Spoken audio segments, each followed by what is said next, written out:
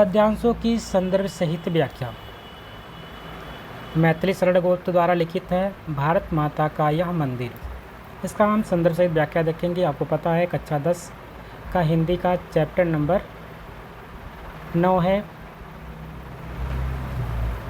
पहला पद्यांश है भारत माता का मंदिर यह समता का संवाद जहाँ सबका शिव कल्याण यहाँ है, पावे सभी प्रसाद यहाँ, जाति धर्म या संप्रदाय का नहीं भेद व्यवधान यहाँ, सबका स्वागत सबका आदर सबका सम सम्मान यहाँ, राम रहीम बुद्ध ईसा की सुलभ एक सा ध्यान यहाँ, भिन्न भिन्न भव संस्कृतियों के गुण गौरव का गान यहाँ। शिव का अर्थ होता है मंगलकारी, संप्रदाय का अर्थ होता है धार्मिक मत या सिद्धांत, स्वागत का अर्थ होता है किसी के आगमन पर कुशल प्रश्न आदि के द्वारा हर्ष प्रकार, अगवानी भव का अर्थ होता है संसार। संदर्भ की बात करेंगे तो प्रस्तुत पद्यांश हमारी पाठ्य पुस्तक हिंदी के काव्यखंड में संकलित एवं मैथिली शरण गुप्त द्वारा रचित भारत माता का मंदिर यह शीर्षक से उद्धृत है। प्रसंग में लिखेंगे प्रस्तुत पंक्तियों में कवि ने समस्त भारत भूमि को भारत माता का मंदिर यानी पवित्र स्थल बताते हुए उनकी विशेषताओं का वर्णन किया है। व्याख्या में लिखेंगे इन पंक्तियों में कवि अपने देश यानी कि भारत भूमि को भारत माता का मंदिर बताते हुए कहा है कि भारत माता का यह ऐसा मंदिर है जिसमें समानता की ही चर्चा होती है। यहाँ पर सभी के कल्याण की वास्तविक कामना की जाती है और यहीं पर सभी को परम सुख रूपी प्रसाद की प्राप्ति होती है। इस मंदिर की यह विशेषता है कि यहाँ पर जाति धर्म या संप्रदायवाद का कोई भेदभाव नहीं है, यानी इस मंदिर में ऐसा कोई व्यवधान या समस्या नहीं है कि कौन किस वर्ग का है। सभी समान हैं, सभी का स्वागत है और सभी को बराबर सम्मान है। कोई किसी भी संप्रदाय को मानने वाला हो, चाहे वह हिंदुओं के इष्ट देव राम हो, मुस्लिमों के इष्ट रहीम हो, चाहे बौद्धों के इष्ट बुद्ध हो, चाहे ईसाइयों के इष्ट ईसा मसीह हो, यानी इस मंदिर के सभी को बराबर का सम्मान है। सभी के स्वरूप का बराबर चिंतन किया गया है। सभी की ही बराबर पूजा की जाती है। अलग अलग संस्कृतियों के जो गुण हैं जिनके द्वारा संपूर्ण संसार के मर्म को अलग अलग रूप में संचित किया गया है, वे सभी इस भारत माता के मंदिर में एकत्र हैं। अर्थात भारत माता के इस पावन मंदिर में संपूर्ण संस्कृतियों का समावेश है। कहने का तात्पर्य है कि चाहे कोई भी देश से हो, सभी के अपने अपने अलग अलग धर्म, अलग अलग संप्रदाय, अलग अलग सिद्धांत तथा अलग अलग पवित्र स्थल होते हैं, किंतु हमारा भारत देश एक ऐसा पवित्र तीर्थ स्थल है जहाँ निवास करने वाला प्रत्येक प्राणी सभी धर्मों को मानने वाला तथा सबको सम भाव से समझने वाला हमारा देश अनेकता में एकता का देश है। वसुधैव कुटुंबकम इसकी भावना है। काव्य सौंदर्य की बात करते हैं तो अनेकता में एकता का अद्वितीय चित्रण किया गया है। राष्ट्र प्रेम और स्वदेशाभिमान की भावना को प्रेरित किया गया है। भाषा खड़ी बोली है, गुण प्रसाद है, अलंकार रूपक और अनुप्रास है, छंद के गेय है, शैली मुक्तक है, भाव सम्य वियोगी हरि द्वारा रचित विश्व मंदिर। सेकंड पद्यांश है कि नहीं चाहिए बुद्ध बैर की, भला प्रेम का उन्माद यहाँ, सबका शिव कल्याण यहाँ, पावे सभी प्रसाद यहाँ, सब तीर्थों का एक तीर्थ यह, हृदय पवित्र बना ले हम, आओ यहाँ आजात शत्रु बन सबको मित्र बना ले हम। उन्माद का अर्थ होता है अत्यधिक अनुराग, अजात शत्रु का अर्थ होता है जिसका कोई शत्रु ना हो। प्रसंग का यहाँ पे लिखेंगे प्रस्तुत पंक्तियों के माध्यम से कवि ने लोगों से भारत माता मंदिर के गुणों को अपने जीवन में उतारने की बात कही है। व्याख्या में लिखेंगे उन पंक्तियों में कवि कह रहा है कि हमें ऐसी उन्नति कदापि प्रिय नहीं है जो इस ईर्ष्या से युक्त हो। इस भारत माता के मंदिर में जिस सबके कल्याण और प्रेम का अत्यधिक अनुराग भरा पड़ा है, यहाँ पर सभी का मंगल कल्याण है और यहीं पर सभी को परम सुख रूपी प्रसाद की प्राप्ति होती है। यह भारत माता का मंदिर सभी तीर्थों में उत्तम तीर्थ है, क्योंकि यह किसी एक संप्रदाय या किसी एक धर्म से जुड़ा तीर्थ नहीं है। यद्यपि इसमें सभी तीर्थों का समावेश है, इसलिए इस तीर्थ का तीर्थाटन करके अपने हृदय को हम पवित्र बना लें।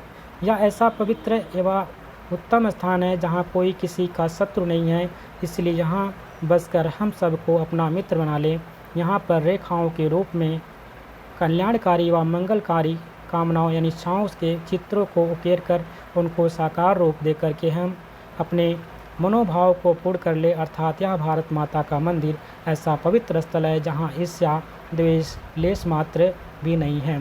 ऐसे पावन मंदिर में बस करके हम अपने जीवन को धन्य बना सकने में है और अपनी मानवता को साकार रूप दे पाने में सफल हो पाएंगे। काव्य सौंदर्य की बात की जाए तो भारत माता के मंदिर के रूप में मानवता की साकार मूर्ति का चित्रांकन, कवि की सत्य शक्ति के द्वारा प्रेम की परिपूर्ण दुनिया का निर्माण करना, भाषा खड़ी बोली है, गुरु प्रसाद है, छंद गेय है, शक्ति शैली मुक्तक है, अलंकार यहाँ पे रूपक है, भाव सम्य वियोगिनी हरि द्वारा रचित है विश्व मंदिर।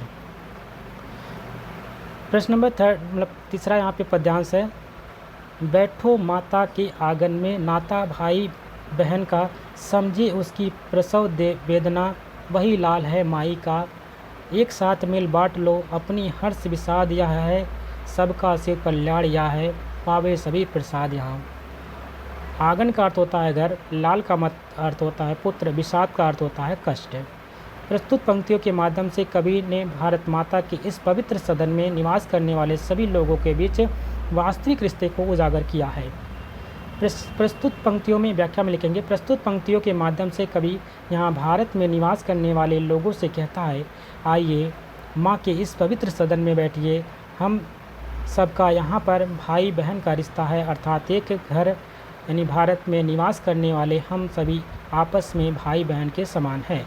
और हमारा कर्तव्य है कि हम सब अपनी माँ भारत माता के कष्टों को महसूस करें, क्योंकि सच्चा पुत्र वही होता है जो अपनी माता के कष्टों को समझता है तथा उसके लिए हर क्षण समर्पण की भावना अपने मन में रखता है। हम सभी भाई बहनों का यह उद्देश्य होना चाहिए कि किसी को किसी प्रकार का कष्ट ना हो, सभी एक दूसरे के सहयोग के लिए तैयार रहें, क्योंकि यह भारत माता का मंदिर इसीलिए यहीं पर हम सबका मंगल कल्याण है और यहीं पर सभी को परम सुख रूपी प्रसाद भी प्राप्त है। कहने का तात्पर्य यह है कि हम सब भारतवासी एक माँ भारत माता की संतानें हैं, आपस में सभी भाई बहन के समान है। हमें आपस में मिलजुल करके रहना चाहिए और एक दूसरे की मदद करनी चाहिए। काव्य सौंदर्य की बात की जाती है। समस्त भारतवासियों का भाई बहन के रूप में वास्तविकता का चित्रण किया गया है। संपूर्ण भारत में एक सदन के सदृश सुंदर चित्रण हुआ है।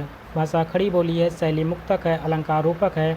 भाव सम्य महान संत तिरुवल्लुवर ने भी अपने एक कुरले यानी दोहे के माध्यम से ऐसे ही भाव प्रकट किए हैं। कपट क्रोध छल लोभ से रहित प्रेम व्यवहार, सबसे मिलजुल कर रहो सकल विश्व परिवार।